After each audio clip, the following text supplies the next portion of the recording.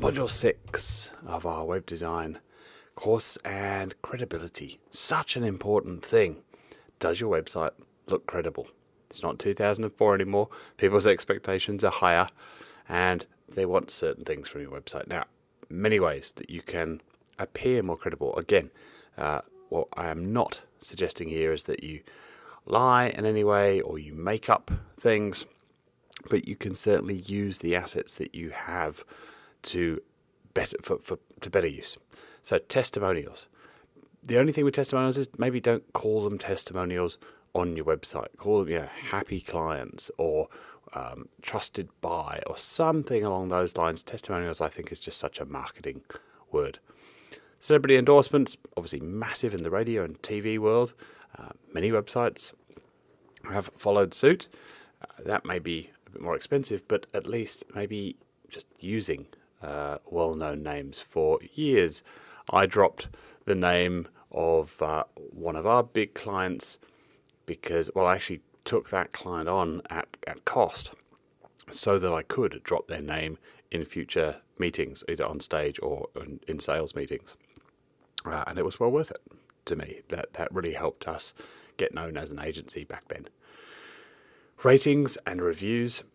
I am so manic about. I think I've been talking about this since about 2007. Ratings are so important because in a world where everybody has a voice and you really don't need to annoy people much for them to jump online and leave you a 1-star rating, you really need to think about going and proactively collecting good reviews, and we'll talk about a couple of ways to do that. Show don't tell is one of the rules they teach you when you start speaking. So badges, certifications, logos, all of that stuff to show people that, hey, we've been in the New York Times or Inc. magazine or whatever it might be. We are a member of this. All of those things. I'll show you a couple of examples towards the end here. And just your social media. Again, social proof, one of Cialdini's 6 things in the book Influence. If you haven't read Influence, you must.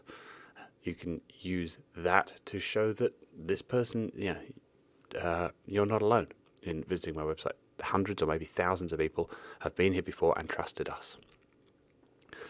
So just a quick note on testimonials. Real testimonials, obviously, as we said before, you're not making anything up here.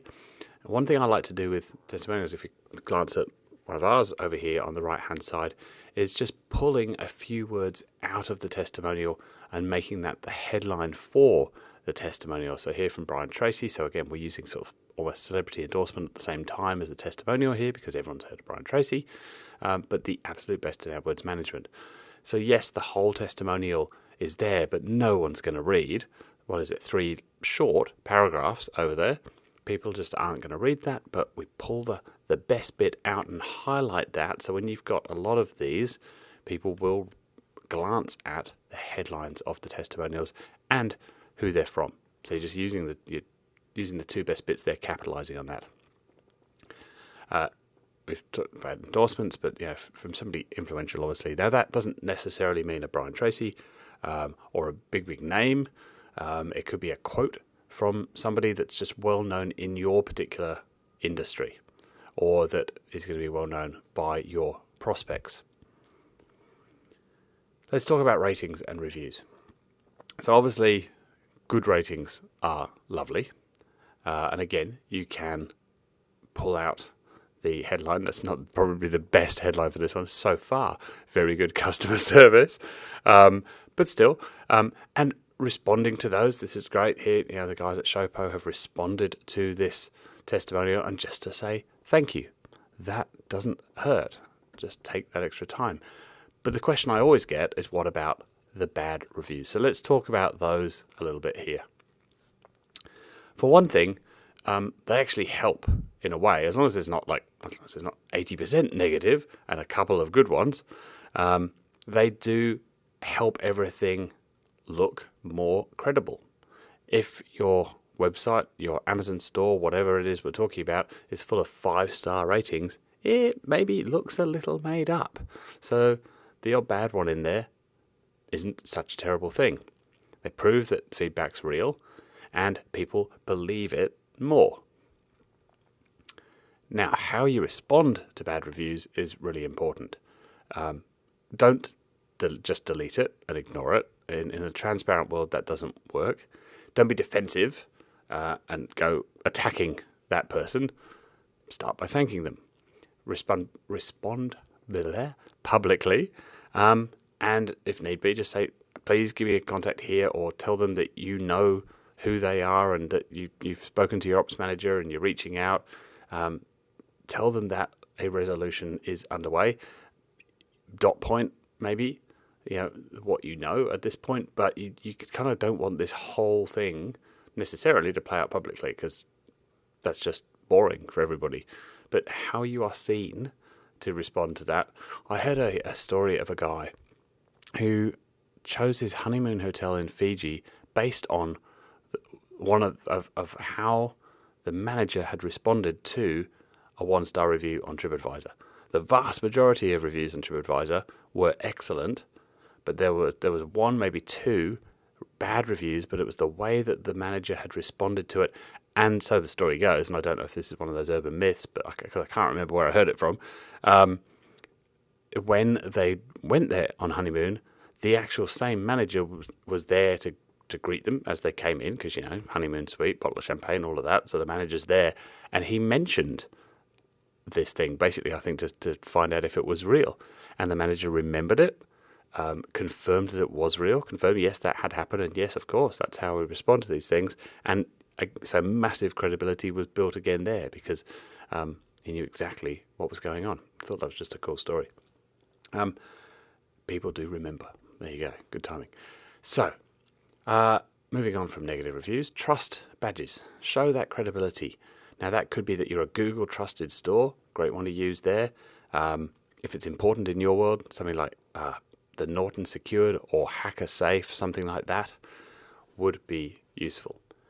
Other badges, if you're an agency, we use our Premier Google Partner Badge, obviously, because, that means we're one of the best agencies in Australia.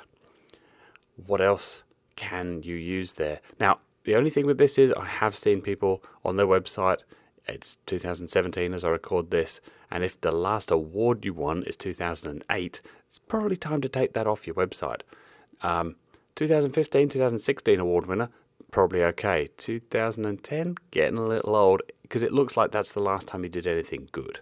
So you've got to be just a little bit mindful of how you use this stuff. As seen on TV, and again, the media logos that we talked about before, that can add a lot of credibility. Back in the day, 10 years ago, a lot of people would do as seen on Oprah.com, New York Times, because they'd shown an ad on that website. Please don't do that. If you've had an article on those sites, you've been interviewed on one of those sites, then that's fine. But just the fact that you bought an ad and showed it once on those sites is not enough to put as seen on. And social media, again, but back to social proof and Cialdini. As long as you have a decent number. Now, if you've only got 14 followers on Facebook, then you probably don't want to put that on your site. And I'm not a fan of buying likes on Facebook, at least unless you know what the strategy is for what you're going to do after you've bought those likes. But that is sometimes acceptable to make this look lived in. Or buying video views on YouTube so that you don't have 23 views of your video when your competition has 100,000 views for a very similar video. It just looks like you're a complete newbie and you have no credibility. People will believe what other people have done, even though they've never met them and they have no idea who they are. We trust that lots of other people have done this thing. Well, good enough for me. If those few thousand people have done it, then I should be okay. I'll see you in the next module.